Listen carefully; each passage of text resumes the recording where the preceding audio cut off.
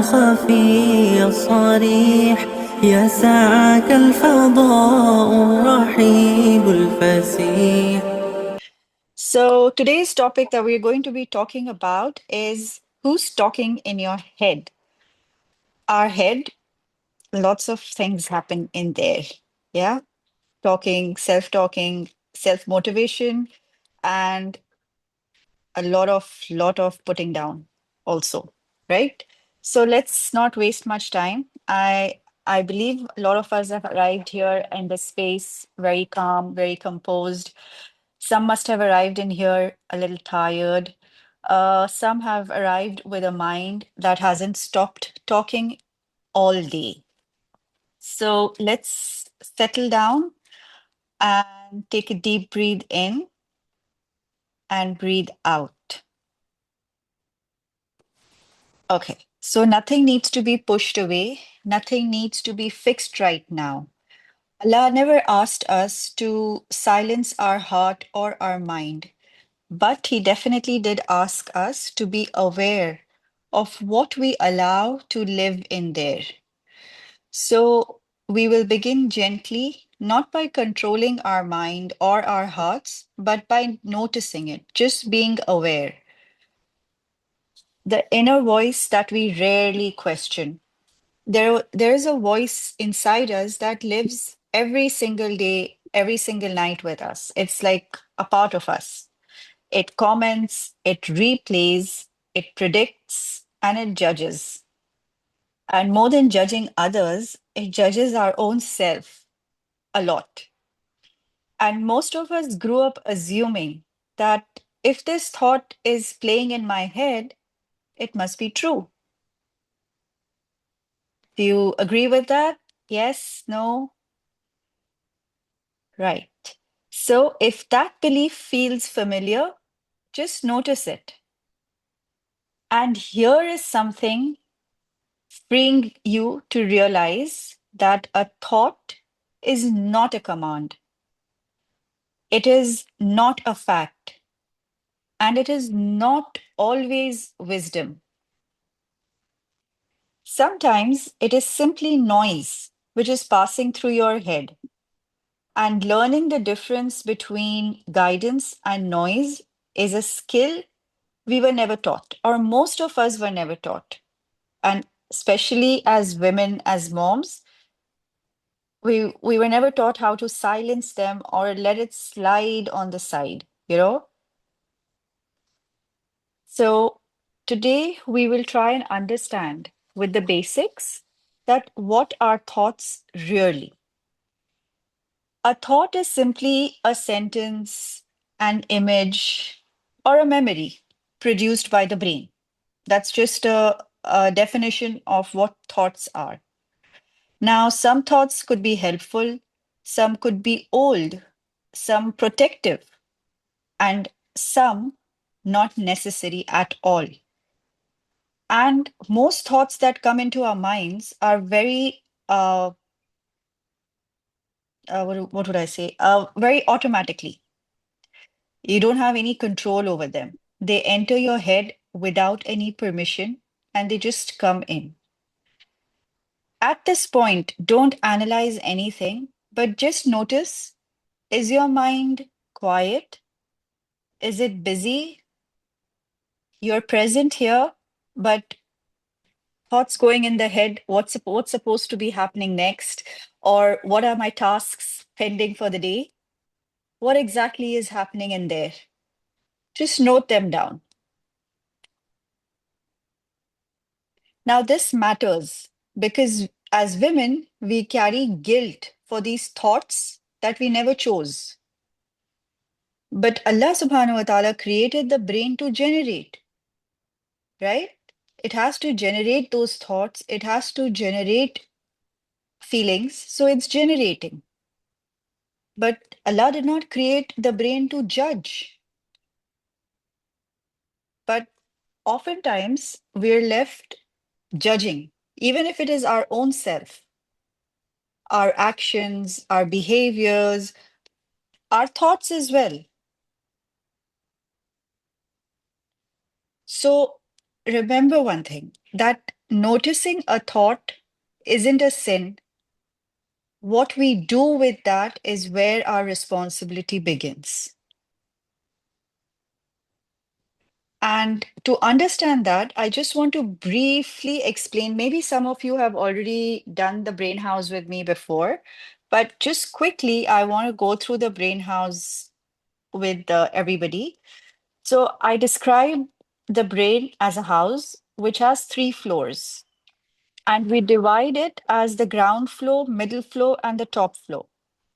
Now, the ground floor is where the guard lives, the security guard, like how you would have in your no, in a normal building, where there is a guard who checks who comes in and goes out. So that, and then on the middle floor is the memory room. All the memories from your childhood, from your birth, in fact, is all stored in that memory. And then on the top floor is something what we call as the wise leader. Now, this wise leader does all the decision making, creative activities, and all of those things for us. Now, when all these three levels work together in unity, we come out as the best version of ourselves. Our decisions are they happen with a pause. We respond rather than react.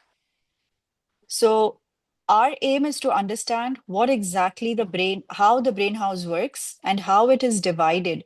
So we're able to deal with situations better, and we have less of those outbursts that we have in our lives.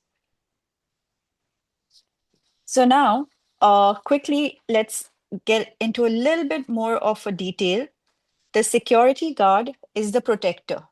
It reacts to stress, criticism, rejection, threat. The ground floor, the guard, does not think. Okay? It just has one job: to keep this person safe. So, whatever it is about, without using any logic, without caring about anything, the only message, once it feels threatened, the only message it gives out is fix this now, something is wrong, you're falling behind, you're not enough. Now, these thoughts may not be true, but because our guard has been trained to scan for danger, this is exactly what it does. Now let's move to the middle floor, which is the emotional guard. This guard responds the memory room to feelings. So joy, sadness, hurt, fear, overwhelm, those triggers that we have sometimes because of the way somebody spoke in a way or the tone they used. The reason those triggers appear or come out is because all of that happened in the past is stored in our memory room. When the emotional floor gets activated, it speaks quickly and intensely.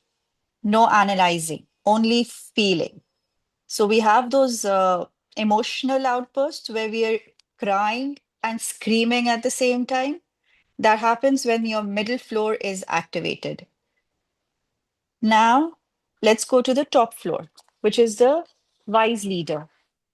This is where reflection, reasoning, and learning happens.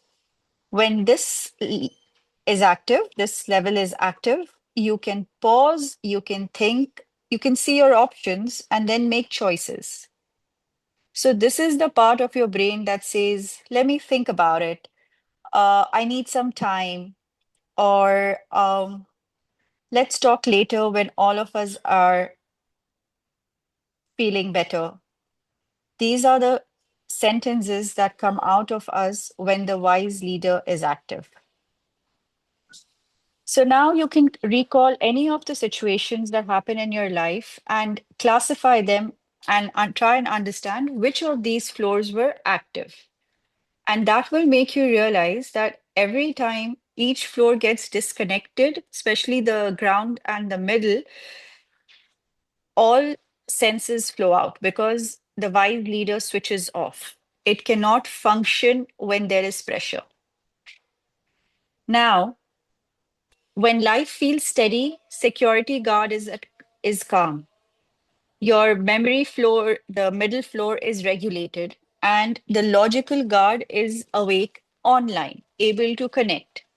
But when you feel overwhelmed or you're feeling rushed, criticized, or emotionally unsafe, the logical guard switches off. The ground floor and the middle floor is active. And that's when the alarm sounds, and that's when we go into different modes. Now, when we don't have the awareness and we do not understand, what happens is we tend to use the ground floor and the middle floor the most. And that is why we hear people saying, oh, she's extremely emotional.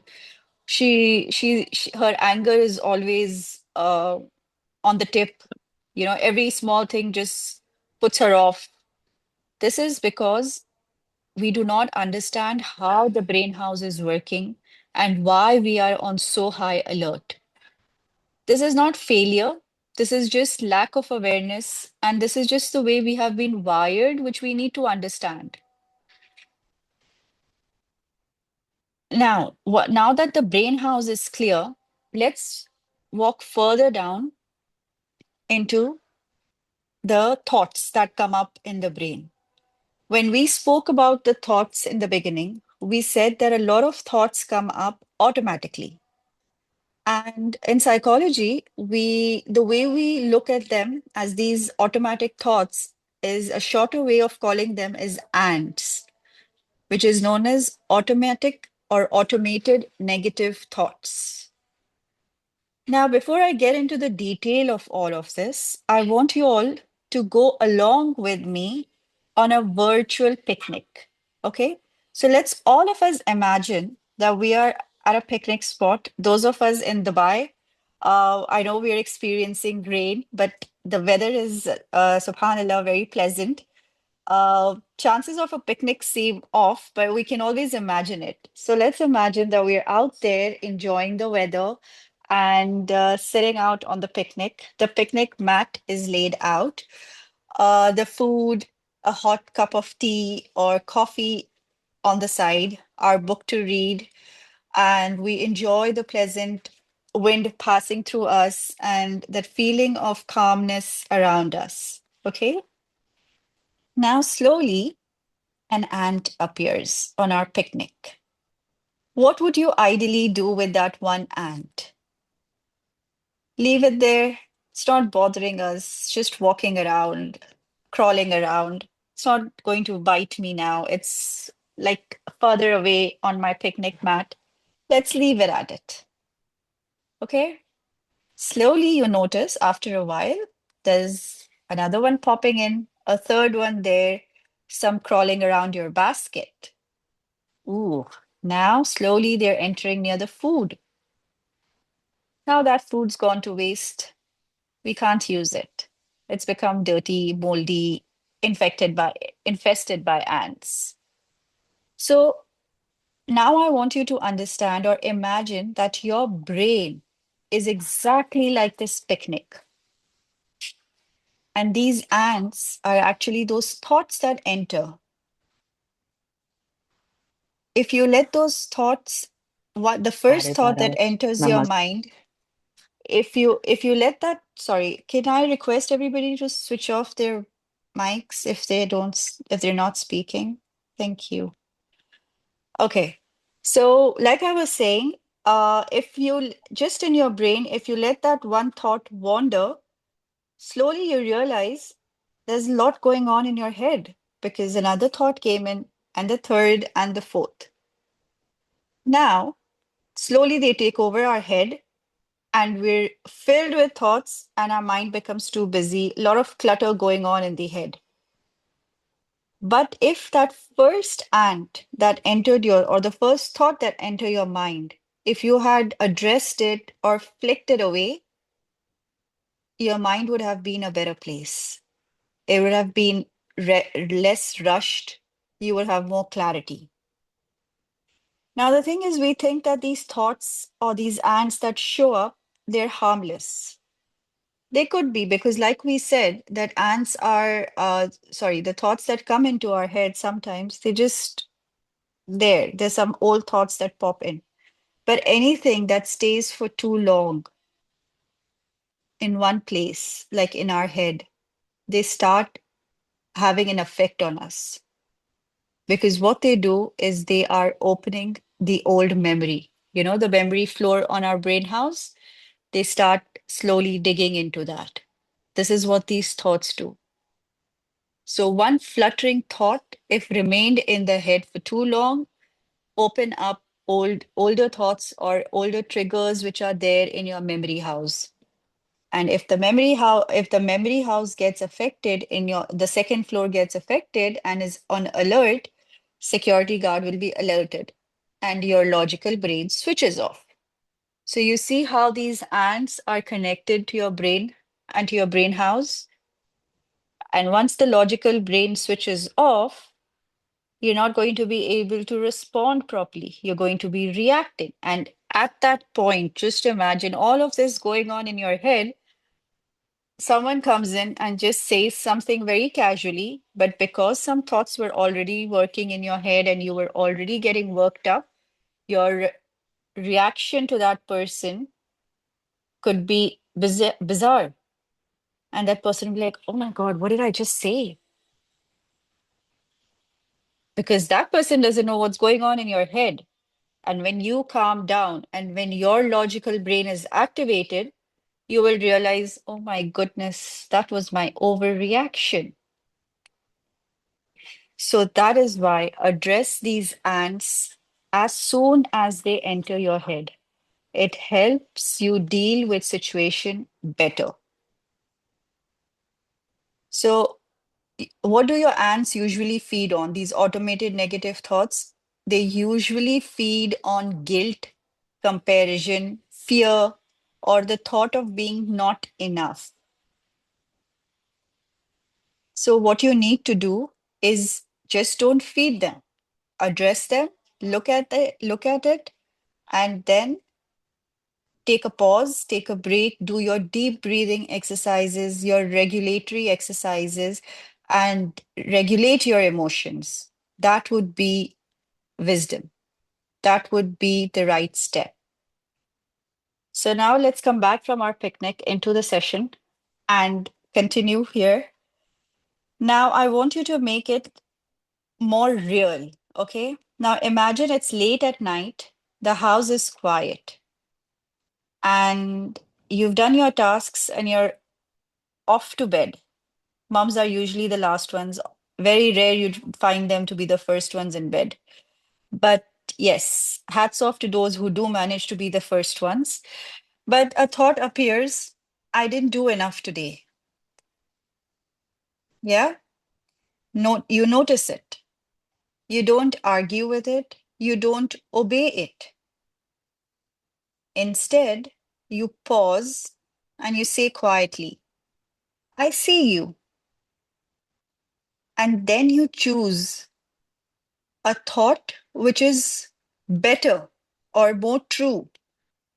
And you could reply to yourself that today was a long day, today was a heavy day. I showed up where I could. So you see what you're doing? You're not in denial, you're not dismissing it completely, but you're taking leadership. That yes, I may not have done enough because the day was heavy and I was needed somewhere else where I showed up. So there is acknowledgement of that thought which came to your head, but at the same time, you're not letting the thought overtake you and push you towards the guilt. But instead, you're taking leadership and you're replying to your own thoughts that I showed up where I was needed. What this does is it gives you clarity and it's easier to push the thought away when you reply to the thought with some activity that you really did. Does that make sense? Is that clear to everybody? Any questions until now? Any thoughts popping in the head over there or ants crawling in? Do feel free to switch on your mic and share it.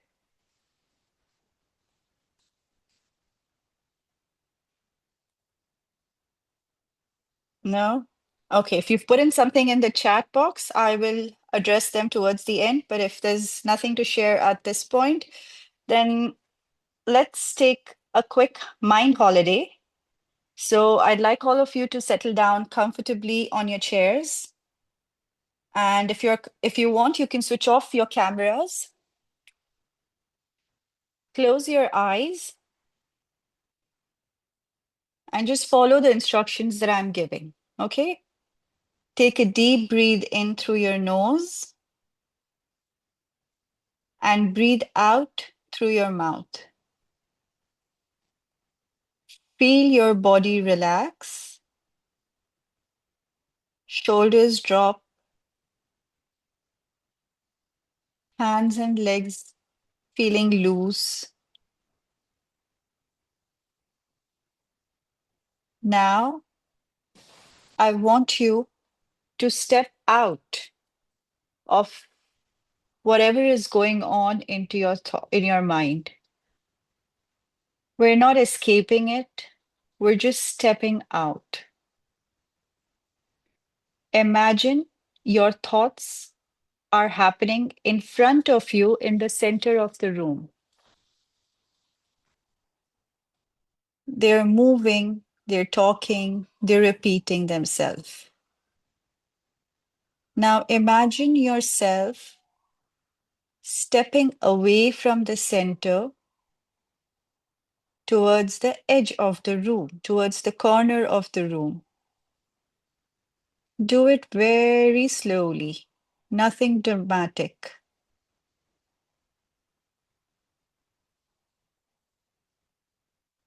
Now, from here, the thoughts are still there, but they are no longer on top of you.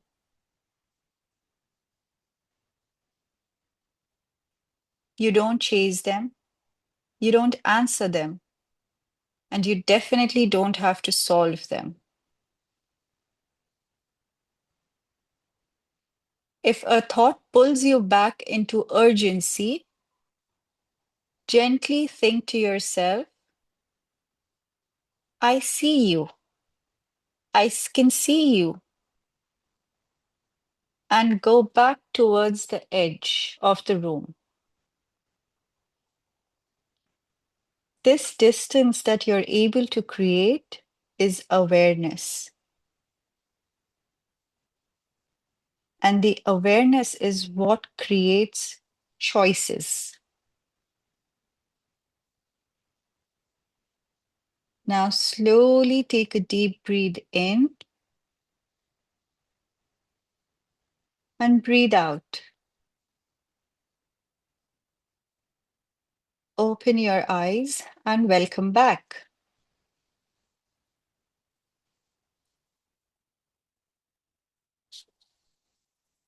This is one way that we can be dealing with our mind holiday. With our ants, which is doing a mind holiday. It's a quick break that we take in, which helps us to create the distance that is needed. And the reason we need to learn how to, we don't have to control our thoughts, just need to understand them, create awareness within us, and don't dwell on the thoughts for too long because they unnecessarily create a cycle of triggers which are not needed. And even if they're not creating anything, they're clutter in the head. And where there is clutter, there is no clarity.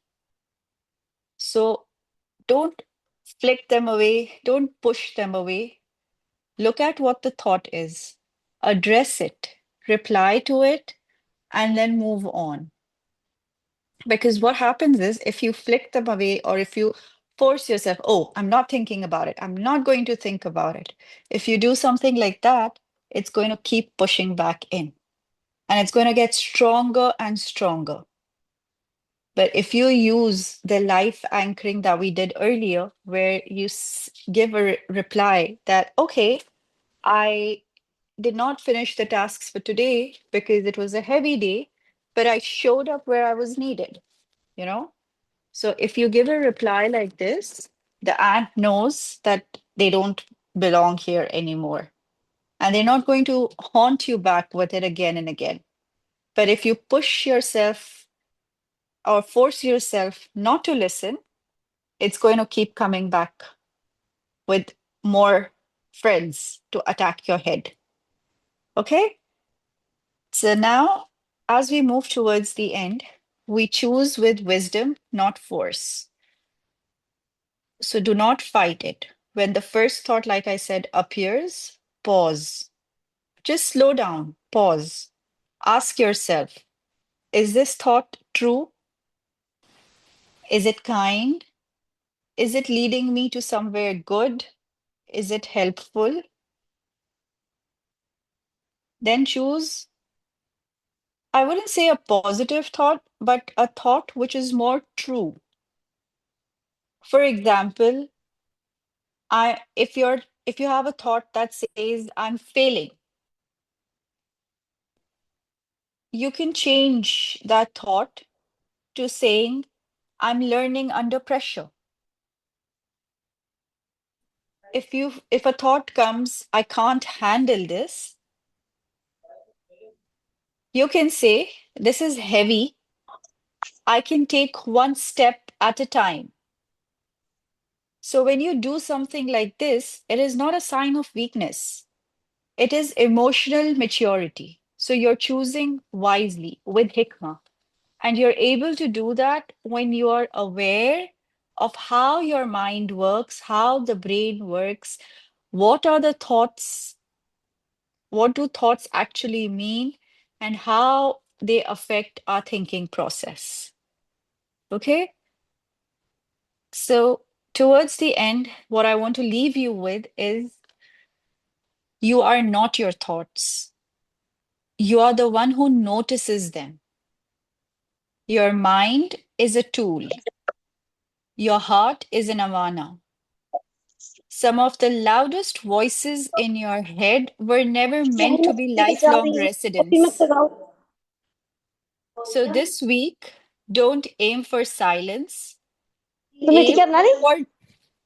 Can I request you to switch off your mics, please, sisters? वाह शाजिया आज तो खाऊंगी Sister Saida, can you switch off your mic, please?